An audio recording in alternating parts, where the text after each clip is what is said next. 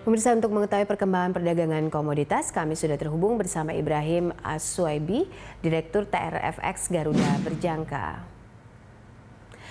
Ya, Pak Ibrahim, bagaimana perbandingan transaksi emas untuk hari ini dibandingkan pekan lalu?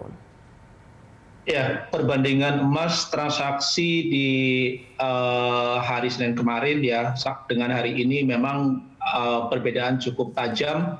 Di hari Senin kemarin volume transaksi untuk emas 19.475,9 lot. Artinya apa, lebih banyak dibandingkan dengan penutupan pasar di hari ini hanya di 4.922. Kenapa? Karena di data di hari Senin cukup menarik ya, pelaku pasar bisa membaca arah teknikal untuk harga emas. Ya, kenapa? Karena yield obligasi Amerika yang terus mengalami penurunan, bahkan ada informasi bahwa indeks dolar yang tadinya menguat mendekati 94 akan kembali melemah di level 89.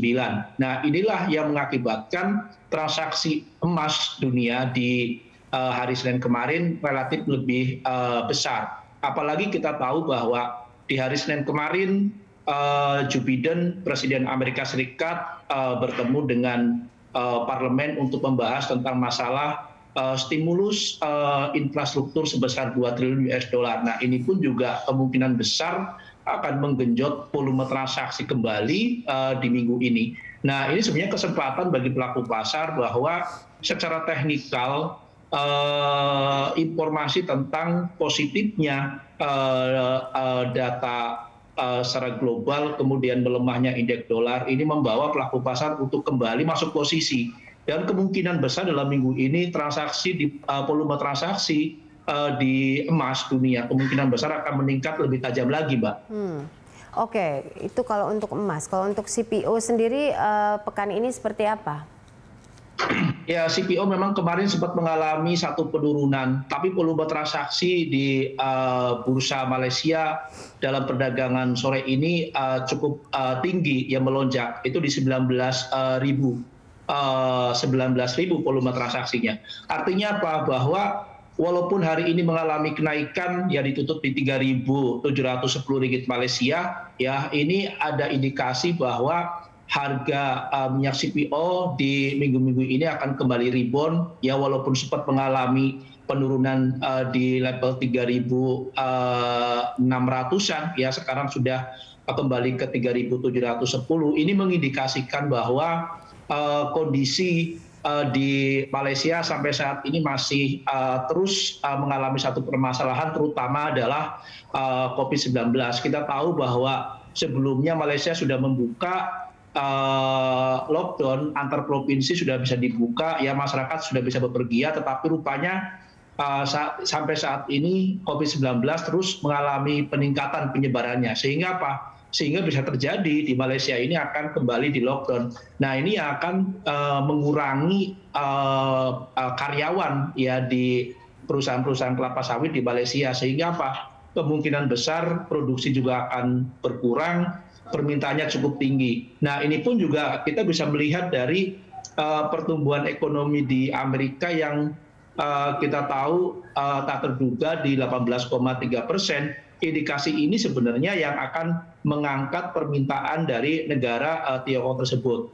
Nah, ada segi negatifnya, yaitu dari India sendiri, karena India sendiri sampai saat ini COVID-19 terus menyebar, kemudian ada salah satu kota besar di India yang di lockdown, ini kemungkinan besar akan mempengaruhi permintaan minyak CPO dari India. Tetapi kita harus tahu bahwa importir minyak CPO baik dari Indonesia maupun Malaysia, bukan saja India, tetapi dengan membaiknya ekonomi Tiongkok, ini kemungkinan besar akan mengerek permintaan untuk minyak CPO. Nah, di sisi lain pun juga kita tahu bahwa pengiriman periode tanggal 1 sampai 20 April ya ini mengalami peningkatan sebesar 13 sampai 15%. Ya, artinya apa? Bahwa sampai saat ini di saat ekonomi masa pemulihan, ya permintaan untuk minyak CPO pun juga cukup tinggi, walaupun negara-negara seperti Malaysia kemudian Indonesia itu sudah menerapkan biaya impor cukup tinggi. Tetapi rupanya apa? Rupanya peminat untuk minyak CPO baik dari negara-negara tradisional ya seperti Tiongkok, kemudian Korea Selatan, Jepang, ya kemudian kita juga tahu ada Eropa, kemudian India, ini pun juga masih cukup tinggi. Ini loh Mbak, sehingga apa harapan bahwa minyak CPO ke depan masih akan mengalami penguatan itu masih cukup tinggi. Oke, baik. Untuk Robusta dan juga Arabica sendiri seperti apa nih pengaruhnya?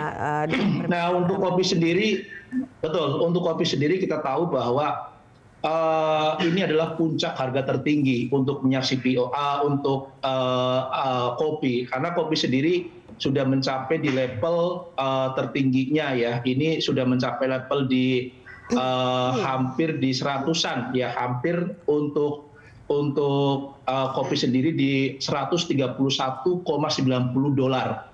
Ya, ini artinya apa? Ini sudah level tertinggi. Kenapa? Karena salah satu negara ya penghasil kopi sendiri adalah Brasil, saat ini adalah memasuki musim kering. Nah, kemudian di beberapa negara melakukan lockdown, ini pun juga kebutuhan untuk kopi juga cukup tinggi, terutama adalah kopi-kopi kopi-kopi yang rumahan ya, karena kita tahu siapa sih orang yang tidak mengenal dengan kopi. Ya hampir semua ya masyarakat di negara secara global mereka adalah mengkonsumsi kopi ya, baik dari pada saat di lockdown maupun sudah tidak di lockdown. Ini loh Mbak, ini level yang paling bagus ya, sudah mencapai level tertinggi di pasar global ya, sehingga wajarlah kalau seandainya favorit untuk saat ini sebenarnya itu kopi untuk harga. Ya harga sudah lebih tinggi karena kita lihat minyak CPO sendiri sudah turun dia di harga tertingginya. Sekarang hanya di 3.710 ringgit Malaysia. Kemudian emas pun juga sudah turun di 1.765.